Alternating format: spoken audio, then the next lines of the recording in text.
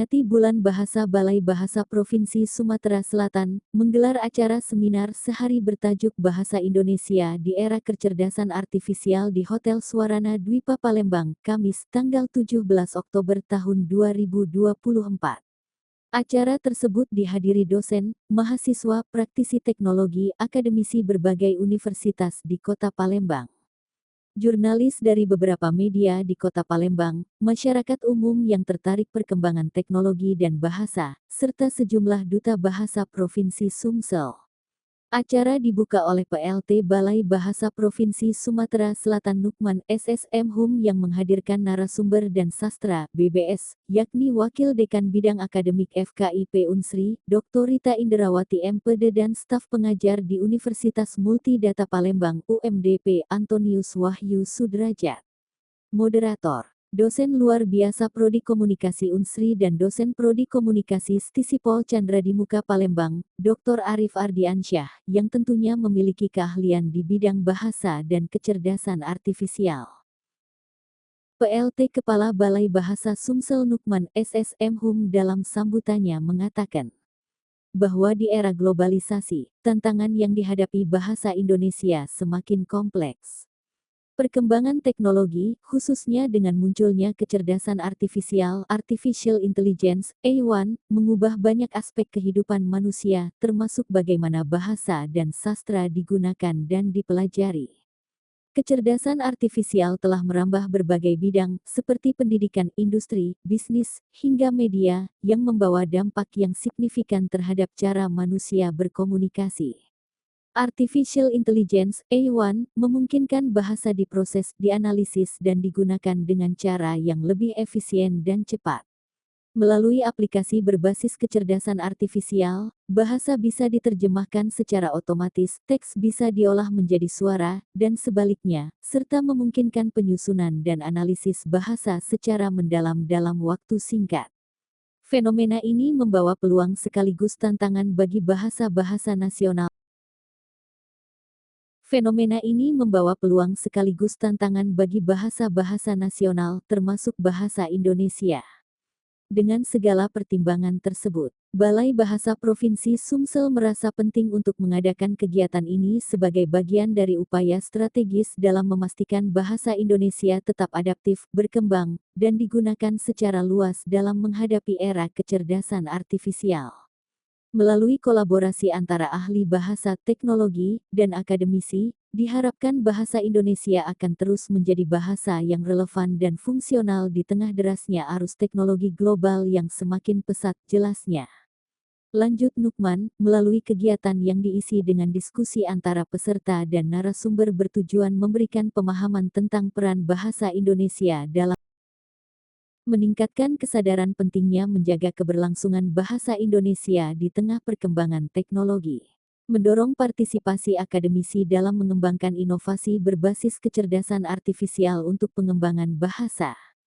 Menyediakan ruang diskusi antara ahli bahasa, praktisi teknologi, dan mahasiswa terkait dampak dan manfaat kecerdasan artifisial terhadap bahasa Indonesia.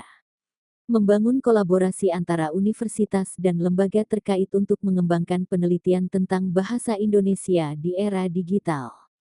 Melalui seminar bahasa Indonesia diharapkan di era kecerdasan artifisial dapat memberikan kontribusi signifikan dalam pengembangan dan pemanfaatan bahasa di era teknologi. Ini akan menjadi langkah awal dalam mempersiapkan generasi akademisi yang mampu menghadapi perubahan zaman tanpa melupakan pentingnya bahasa sebagai identitas bangsa, tutupnya.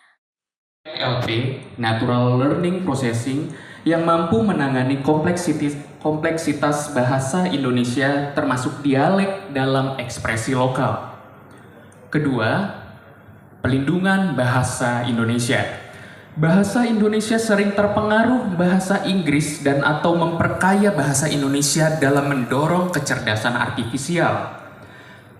Tidak mempercepat proses administrasi tanpa memperhatikan kekayaan bahasa Indonesia yang diperkaya oleh bahasa daerah yang beragam dan banyak penuturnya. Selanjutnya, bisa melestarikan algoritma yang memprioritaskan penggunaannya pada bahasa Indonesia yang sudah ada dan memengaruhi terciptanya kata-kata baru yang mungkin belum ada padanannya dalam Kamus Besar Bahasa Indonesia.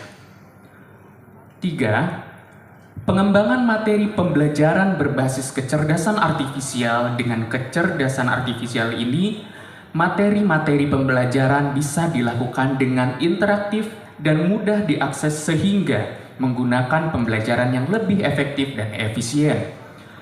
Keempat, literasi digital dan bahasa Indonesia memberikan penggunaan kecerdasan artifisial yang dapat menekankan pentingnya penggunaan teknologi tanpa kehilangan ketepatan penggunaan bahasa Indonesia yang baik dan benar sesuai situasi dan kondisi. Terakhir, perlunya kebijakan dan regulasi. Penggunaan kecerdasan artifisial merupakan proses pengembangan teknologi berbasis kecerdasan artifisial selaras dengan pengarusutamaan bahasa Indonesia, sesuai dengan bahasa negara sebagai dasar hukum dan perundang-undangan yang berlaku. Perlu juga membentuk dan atau adanya pembaruan regulasi yang mendukung hal ini, baik dari pemerintah, lembaga terkait, dan teknologi industri yang dapat diharapkan menjadi penunjang struktur dan peraturan untuk kecerdasan artifisial dalam penggunaan bahasa Indonesia. Tertanda Tim Prumus, Lini Oktaviani MPD, Rita Aryani MPD, dan Septian Mahathir SS. Terima kasih. Wassalamualaikum warahmatullahi wabarakatuh. Kalau manusia mengingat peristiwa, emosi, dan banyak detail dan kumpulan pengalaman baik dan buruk. Tetapi kalau, nah ini kan ada baik dan buruknya, tapi kalau si komputer tentunya tidak ada. Cuman dia base datanya yang dilihat. Next. Tidak dimiliki tentunya ini jadi keunggulannya manusia, tapi manusia itu roller coaster emosional. Kadang bahagia, kadang sedih, kadang apalagi selain bahagia. Yang berikutnya ini adalah fleksibel, cerdas tapi kaku. Ya tadi karena tidak memiliki hal baru, selalu mencari cara untuk memecahkan permasalahan itu kerjakan kan gitu.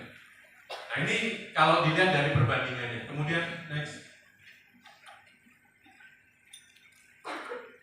Ya, mengambil keputusan dan kemudian memberikan informasi terkait dengan apa yang kita minta. Nah, salah satu teknologi yang digunakan adalah NLP, Natural Language Processing. Nah, menggunakan algoritma ini, bahasa dalam bentuk digital tadi diolah untuk menjadi sesuatu informasi yang baru. Nah, yang pertama, di awal itu bentuknya adalah rule based.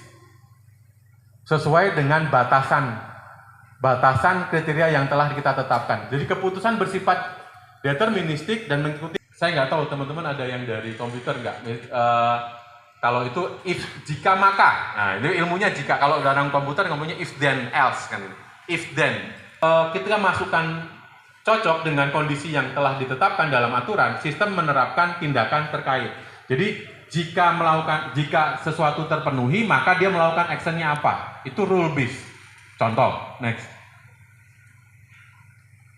Data nih, contoh misalnya ibu menjahit baju, penjahat ditangkap polisi, pemerintah membangun jalan tol, Pak Guru sedang mengajar. Mana yang kalimat aktif, mana yang kalimat pasif dari bentuk data yang seperti ini.